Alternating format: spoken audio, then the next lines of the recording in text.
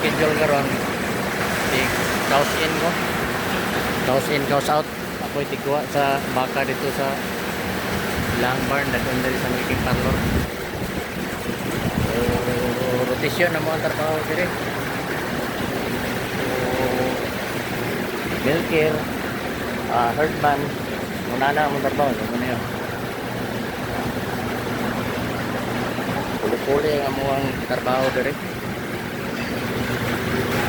So, in charge ko karon sa herdman ko. Ako ang tigpagawas, ako ang tigpasulod sa baka.